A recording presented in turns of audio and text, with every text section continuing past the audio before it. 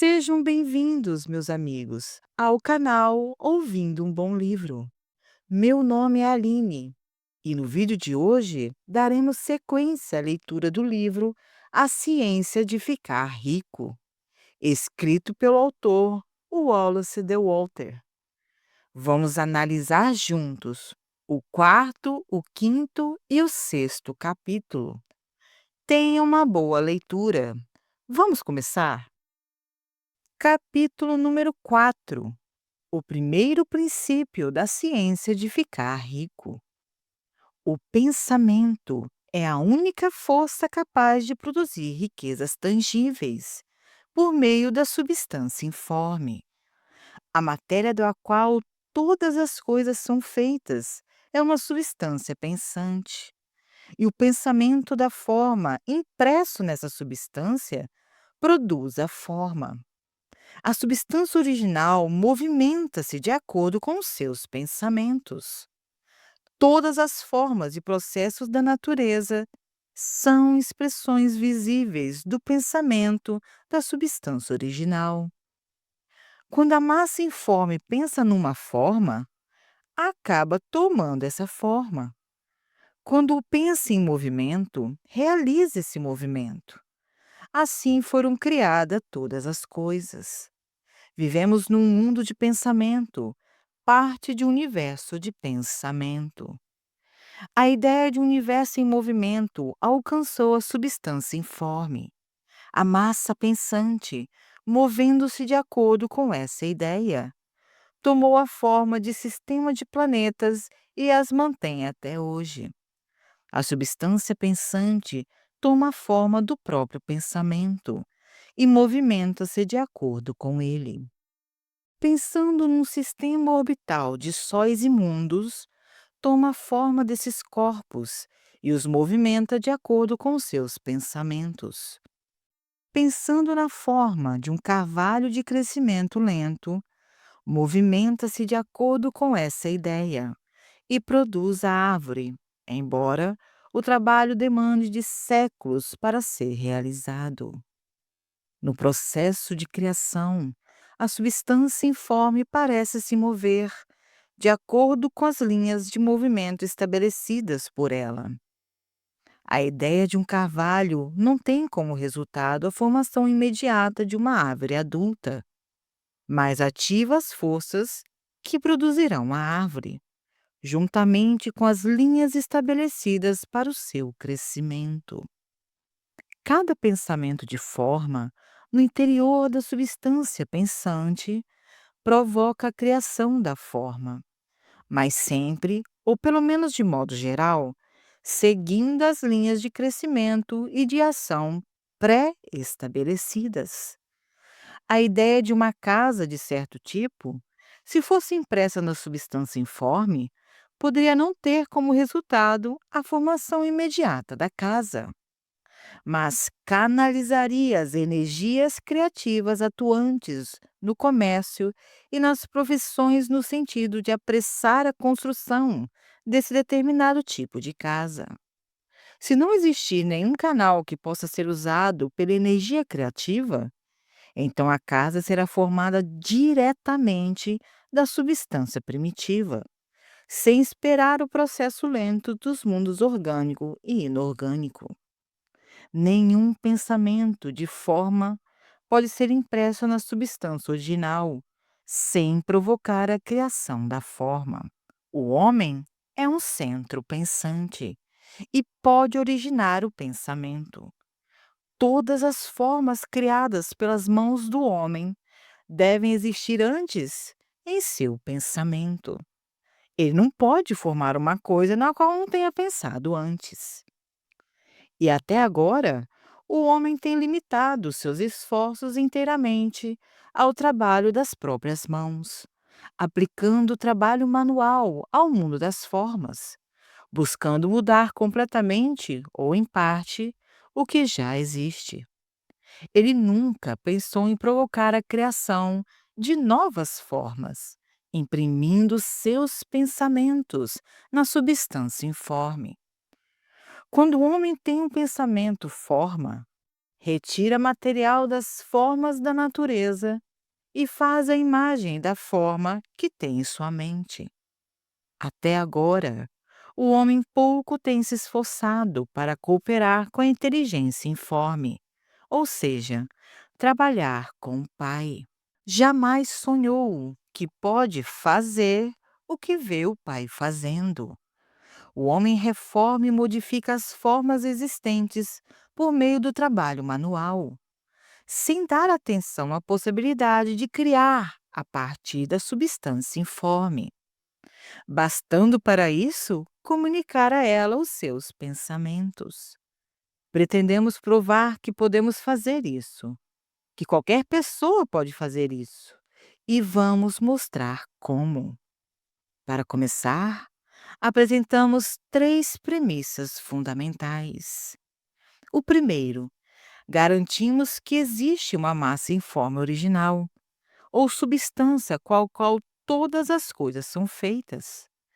Todos os elementos supostamente variados são apresentações diferentes de um único elemento.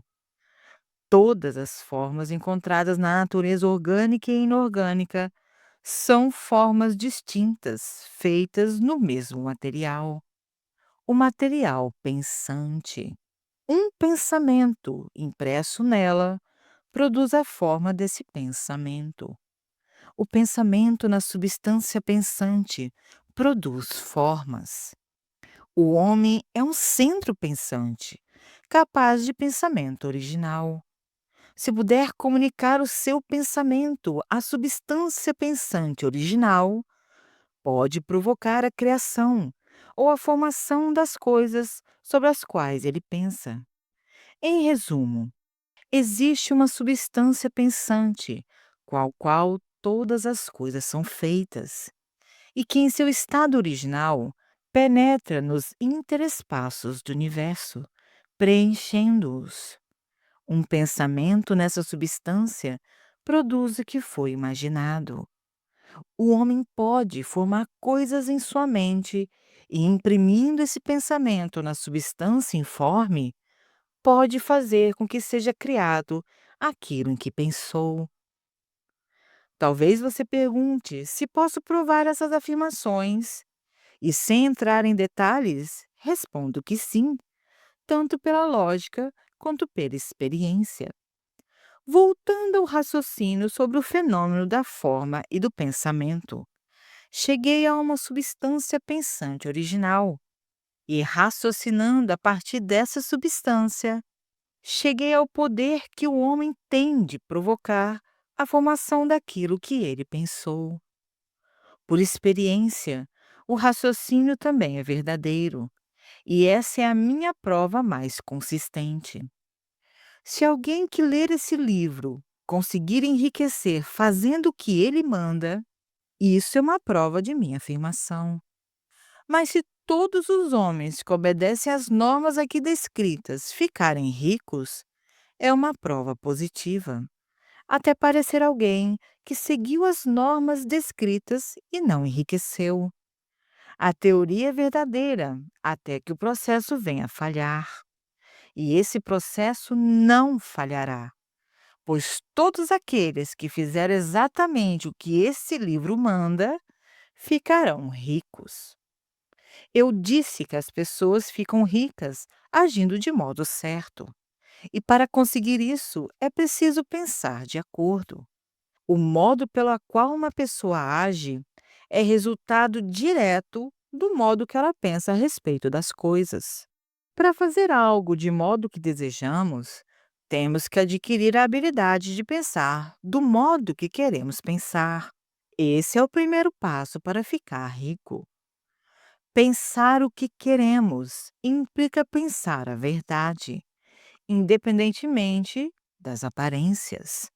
Todo homem tem o poder natural e inerente de pensar o que quer, mas isso exige mais esforço do que ter pensamentos induzidos pelas aparências. Pensar de acordo com as aparências é fácil. Pensar a verdade, independentemente das aparências, é trabalhoso e implica maior esforço do que qualquer outro trabalho. De modo geral, as pessoas procuram evitar a todo custo o trabalho de manter um pensamento durante algum tempo. É o trabalho mais árduo do mundo, especialmente quando a verdade é contrária às aparências. Toda a aparência no mundo visível tende a produzir uma forma correspondente na mente que a observa. E isso só pode ser evitado mantendo o pensamento na verdade. O exame da aparência de uma doença produz a forma da doença em nossa mente e, por fim, no corpo, a não ser que possamos manter o pensamento na verdade, que nos diz que não existe doença alguma, que é apenas uma aparência e que a verdade é a saúde.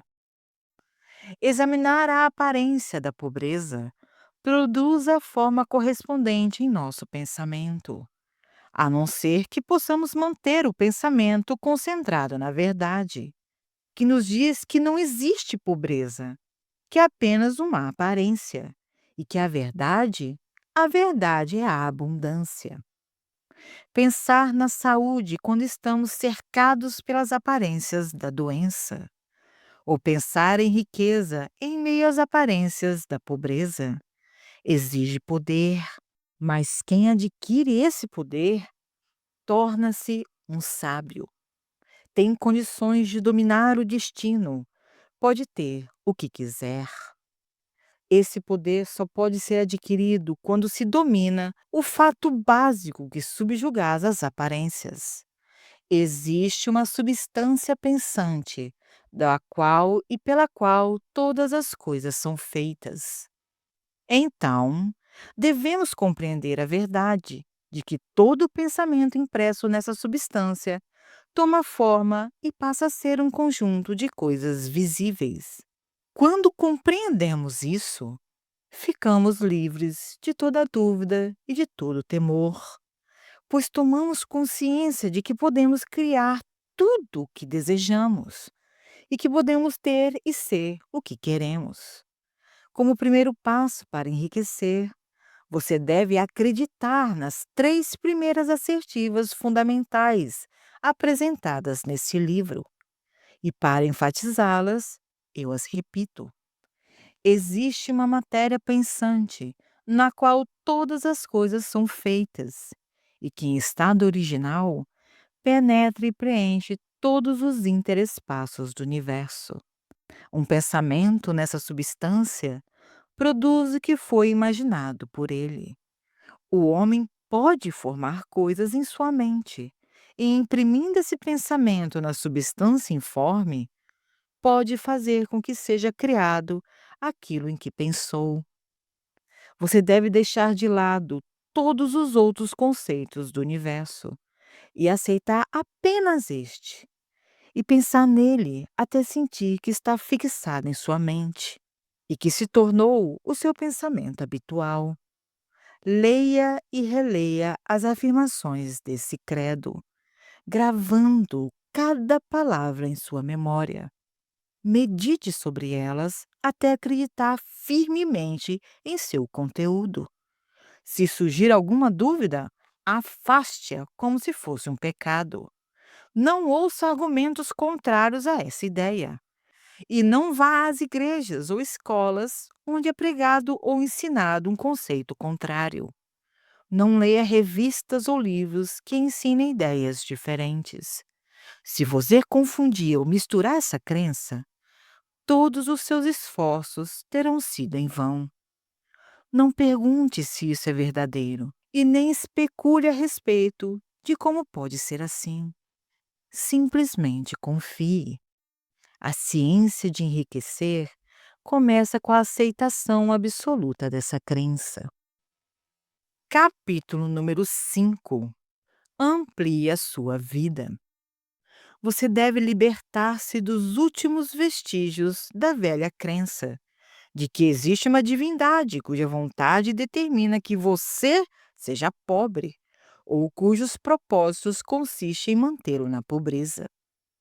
A substância inteligente, que é tudo, que está em tudo, vive em tudo e vive em você é uma substância viva e consciente. Por ser uma substância viva e consciente, deve ter o desejo natural, inerente, de todas as inteligências vivas, que é o de ampliar a vida. Todas as coisas vivas devem procurar constantemente a ampliação da própria vida, porque a vida, nos simples atos de viver, deve ampliar-se sempre. Uma semente posta no solo entra em atividade e, no ato de viver, produz outras 100 sementes. A vida, pelo ato de viver, multiplica-se, está sempre se tornando mais. Tem que fazer isso para continuar a ser. A inteligência tem essa mesma necessidade constante de se expandir e crescer. Cada pensamento torna necessário outro pensamento. A consciência está em constante expansão. Cada fato que aprendemos nos leva a aprender outro fato. O conhecimento está em contínuo crescimento. Cada talento que cultivamos traz à mente o desejo de cultivar outro talento. Estamos sujeitos ao incentivo da vida em busca de expressão, que nos impele a saber mais, fazer mais e ser mais. Para tanto, precisamos ter mais. Precisamos ter objetos para o nosso uso, pois aprendemos e fazemos e nos modificamos somente por meio do uso dos objetos. Precisamos enriquecer para termos sempre mais. O desejo de riqueza é simplesmente a capacidade de uma vida mais propícia à procura de realização. Cada desejo é o esforço de uma possibilidade não expressa para entrar em ação. O desejo resulta da busca de manifestação do poder. O que o faz querer mais dinheiro é a mesma força que faz a planta crescer. É a vida, procurando uma expressão mais completa. A substância única e pensante deve estar sujeita a essa lei inerente a toda a vida. Ela é permeada pelo desejo de viver mais. E por isso, tem a necessidade de criar coisas. A substância única deseja viver mais em você. Desse modo, deseja ter todas as coisas que você pode usar. É o desejo de Deus que você seja rico. Ele quer que você seja rico para poder expressar-se melhor por seu intermédio. Uma grande quantidade de coisas permitirá usar melhor essa expressão. Ele poderá viver mais em você se você tiver o comando ilimitado dos meios de vida. O universo deseja que você tenha tudo o que quer ter. A natureza é solidária com seus planos. Tudo é naturalmente para você. Convença-se de que isso é verdade. Entretanto, é essencial que o seu objetivo esteja em harmonia com o objetivo que está em tudo. Você deve querer a vida real, não apenas gratificações pelo prazer ou pela sexualidade. A vida é um desempenho da função, e o indivíduo só vive realmente quando desempenha todas as funções de que é capaz, físicas, mentais e espirituais, sem excesso de nenhuma delas. Você não quer enriquecer para viver como os porcos, simplesmente para satisfazer os seus instintos primitivos. Isso não é vida. Mas o desempenho de cada função física é uma parte da vida. E não vive completamente quem nega uma expressão normal e saudável aos impulsos do corpo. Você não quer ficar rico apenas para desfrutar dos prazeres mentais, para adquirir conhecimentos, satisfazer a ambição, superar os outros ou ser famoso. Tudo isso é parte legítima da vida. Mas o homem que vive somente para os prazeres do intelecto tem uma vida parcial e jamais estará satisfeito com a própria sorte. Você não quer ficar rico apenas para o bem dos outros. para perder a si mesmo em favor da salvação da humanidade, somente para experimentar os prazeres da filantropia e do sacrifício. As alegrias da alma são apenas uma parte da vida e não são melhores nem mais nobres do que as outras partes. Você quer ficar rico para poder comer, beber e divertir-se nos momentos adequados, para se cercar de coisas belas, ver terras distantes, alimentar a sua mente e desenvolver a sua inteligência, para poder amar os homens e desempenhar um papel relevante, ajudando o mundo na busca da verdade. Mas lembre-se de que o altruísmo exagerado não é melhor e nem mais nobre do que o egoísmo exagerado. Ambos são errados. Liberte-se da ideia de que Deus quer que você se sacrifique pelos outros e que você só pode garantir o seu favor desse modo. Olha, Deus não quer nada disso.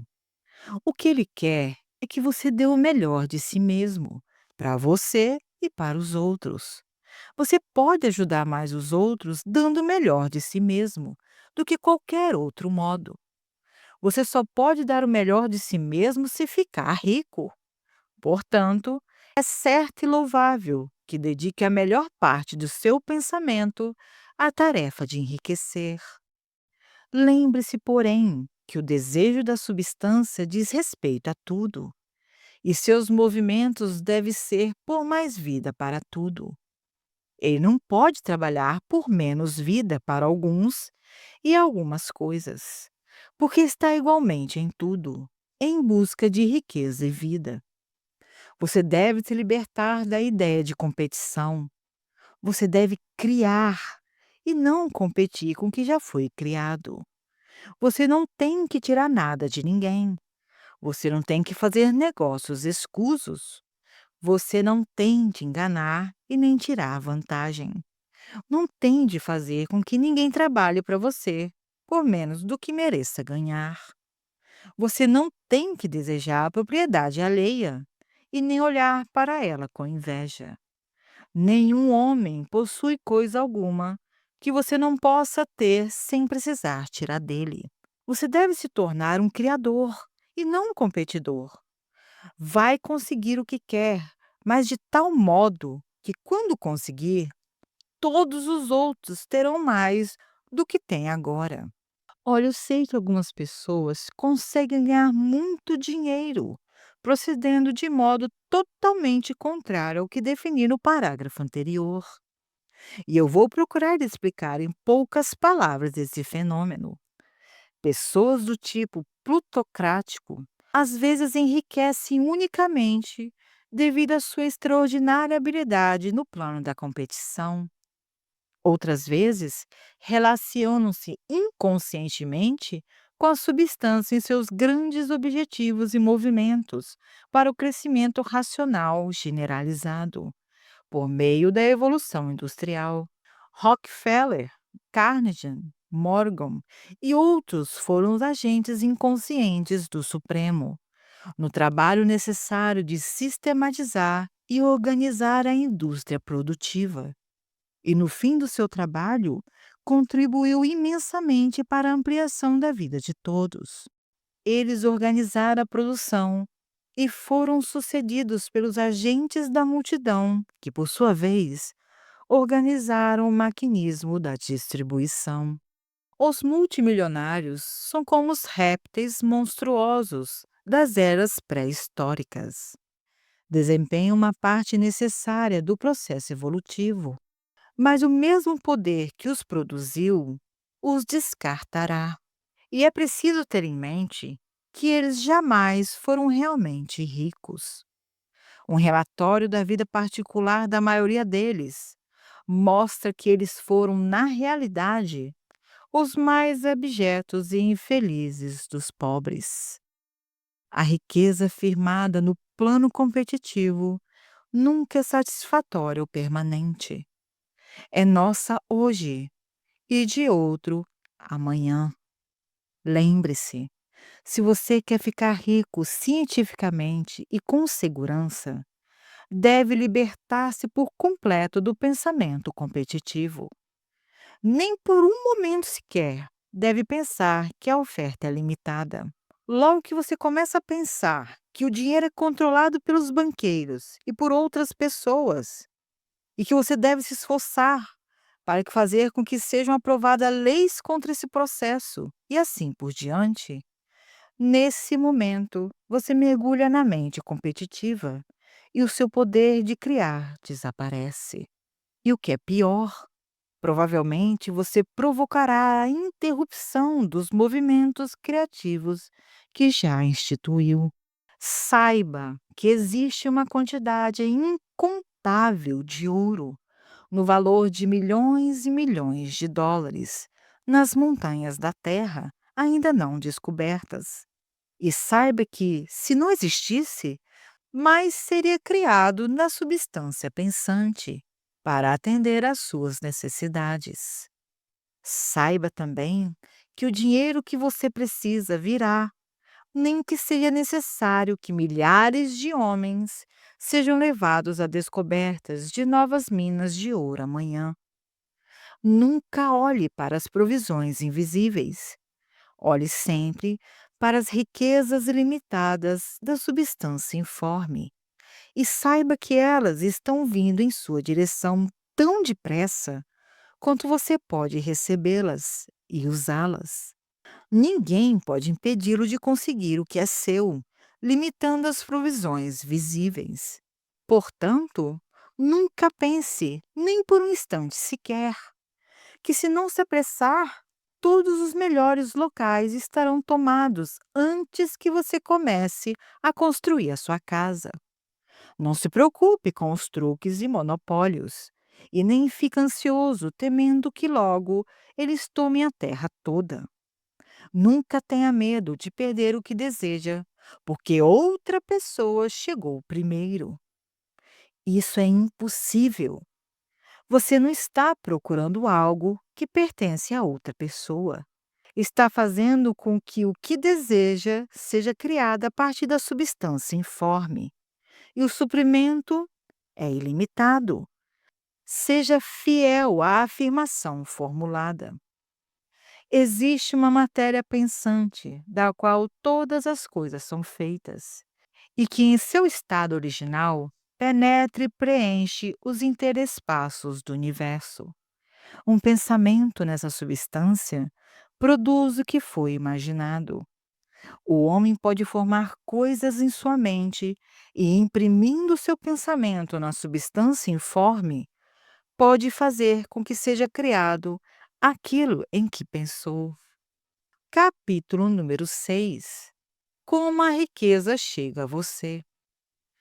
Quando eu digo que você não precisa fazer negócios escusos, eu não quero dizer que não deva fazer negócio algum, e nem que você esteja acima da necessidade de negociar com seus semelhantes. Eu estou dizendo que não precisa negociar injustamente. Não deve conseguir alguma coisa por nada, mas pode dar a cada homem mais do que recebe dele. Você não pode dar a cada pessoa mais em valor de mercado de dinheiro do que recebe dela, mas pode lhe dar mais em valor de uso do que o valor em dinheiro que recebe. O papel, a tinta e outros materiais nesse livro podem não valer o dinheiro que você pagou por ele. Mas se as ideias sugeridas aqui lhe renderem milhares de dólares, você não terá sido enganado pelas pessoas que o venderam. Terá recebido um grande valor de uso por uma pequena soma de dinheiro. Suponhamos que eu tenho o quadro de um grande artista, que em qualquer comunidade civilizada valha milhares de dólares. E eu levo à Baía de Banfim. Eu, usando a arte de vender, convenço um esquimó a trocá-la por peles no valor de 500 dólares.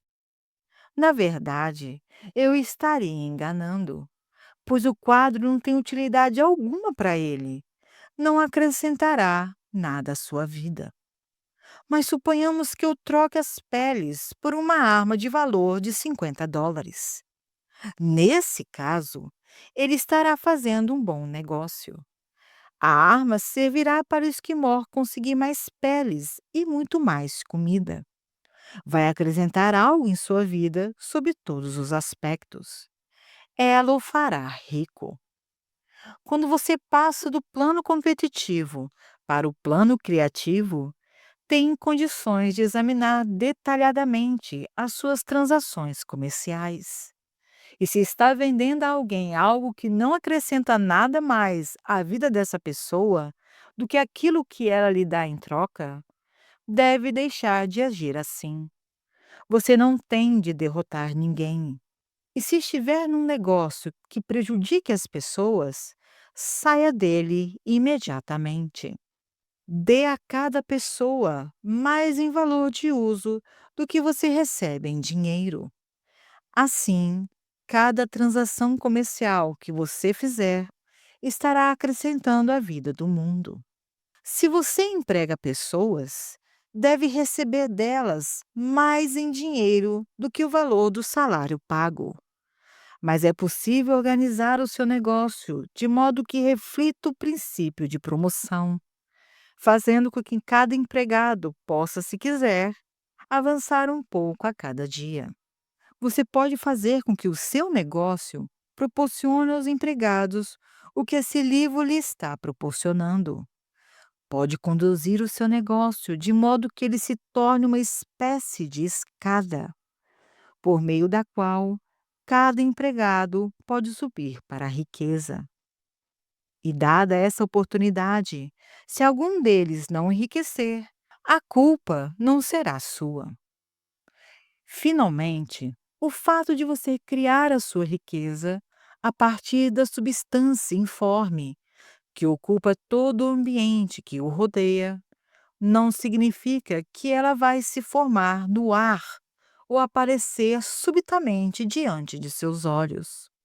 Se você quer uma máquina de costura, por exemplo, não estou dizendo que deve imprimir o pensamento de uma máquina de costura na substância pensante, até que a máquina apareça sem ajuda alguma no lugar em que você está ou em qualquer outra parte.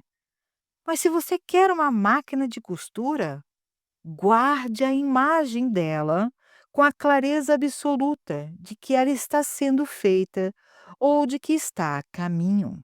Depois de formar o pensamento uma vez, acredite absoluta e definitivamente que a máquina de costura está a caminho. Nunca pense ou fale nela, a não ser com a certeza de que vai chegar. Afirme que ela já é sua. Ela será levada a você pela ação do poder da inteligência suprema sobre a mente dos homens. Se você mora no Rio de Janeiro, pode ser que alguém chegue de São Paulo ou do Japão para uma transação comercial que terá como resultado a obtenção de que você deseja. Nesse caso, o negócio todo será tão vantajoso para essa pessoa quanto para você. Não esqueça nem por um instante que a substância pensante ela está em tudo, comunica-se com tudo e pode influenciar tudo. O desejo da substância pensante para uma vida mais completa e melhor é responsável pela criação de todas as máquinas de costura existentes e pode provocar a criação de outras milhões delas. E fará isso sempre que os homens a fizerem funcionar, por meio do desejo e da fé, e agindo, é claro, de modo certo. Você pode ter uma máquina de costura em sua casa, e é certo que pode ter qualquer outra coisa ou outras coisas que deseja, e que vai usar para melhorar a sua vida e a vida de outras pessoas. Você deve pedir muito e sem hesitação. É do gosto do vosso Pai vos dar o reino, disse Jesus. A substância original quer viver em você o máximo possível e quer que você tenha tudo o que deseja, o que você pode usar para uma vida mais rica. Se gravar em sua mente o fato de que o desejo que você tem de possuir riquezas é o desejo da onipotência para uma expressão mais completa, a sua fé será invencível. Certa vez, eu vi um garoto sentado ao piano, tentando em vão tirar alguma harmonia do teclado. Eu percebi que ele estava revoltado por não poder tocar. Perguntei por que estava tão aborrecido e ele respondeu: Olha, eu sinto a música em mim, mas eu não posso obrigar as minhas mãos a fazer a coisa certa. A música nele era o estímulo da substância original, contendo todas as possibilidades de vida. Tudo o que existe de música procurava expressar-se por meio daquela criança. Deus, a substância única, procura viver e deleitar-se com as coisas por intermédio da humanidade. Ele diz: Quero mãos para construir belas estruturas, para tocar harmonias divinas, para pintar quadros gloriosos. Eu quero pés para levar as minhas mensagens, olhos para ver as minhas belezas, línguas para dizer a poderosa verdade e para entoar canções magníficas. E assim por diante. Tudo o que existe como possibilidade procura se expressar por meio do homem. Deus quer que todos que podem tocar música tenham pianos e todos os outros instrumentos, e os meios para cultivar ao máximo os seus talentos. Quer que todos aqueles capazes de apreciar a beleza podem se cercar de coisas belas. Quer que os homens que percebam a verdade tenham todas as oportunidades para viajar e observar. Quer que todos aqueles que apreciam roupas vistam-se bem, e que os apreciam boa comida tenham o melhor em alimentos. Ele quer tudo isso, porque é Ele próprio quem se deleita e aprecia todas as coisas. É Deus quem quer tocar, cantar, desfrutar a beleza, proclamar a verdade, usar roupas finas e deliciar-se com a boa comida. É Deus que trabalha em você para querer e fazer, disse Paulo. Seu desejo de riqueza é infinito, procurando se expressar em você, como buscava se expressar no garotinho ao piano. Portanto, você pode pedir amplamente, sem hesitação. O seu papel consiste em focalizar e expressar os desejos de Deus. Muitas pessoas têm dificuldades de lidar com essa questão. Elas ainda guardam vestígios da ideia de que a pobreza e o alto sacrifício são agradáveis a Deus. Veem a pobreza como uma parte do plano, uma necessidade da natureza. Para elas, Deus concluiu o seu trabalho, fez todo o possível, e a maioria dos homens deve ser pobre porque não há riqueza suficiente para todos. Apegam-se tanto a essa ideia equivocada que têm vergonha de pedir riqueza. Procuram não desejar mais do que a competência modesta, o suficiente para uma vida relativamente confortável. Lembro-me agora do caso de um estudante a quem pediram para definir mentalmente o que ele desejava, para que o pensamento criativo pudesse ser impresso na substância informe. Ele era muito pobre, morava numa casa alugada, tinha apenas o que ganhava a cada dia e não conseguia compreender que todas as riquezas do mundo lhe pertenciam. Assim, depois de pensar no assunto, resolveu que seria razoável pedir um tapete novo para o melhor quarto de sua casa e um aquecedor a carvão para esquentar a casa no inverno. Seguindo as instruções desse livro, em poucos meses, ele conseguiu os dois objetivos e então começou a achar que não havia pedido bastante.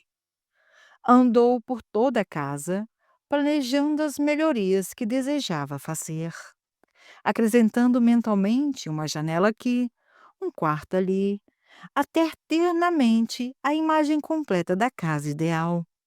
Depois, planejou a decoração.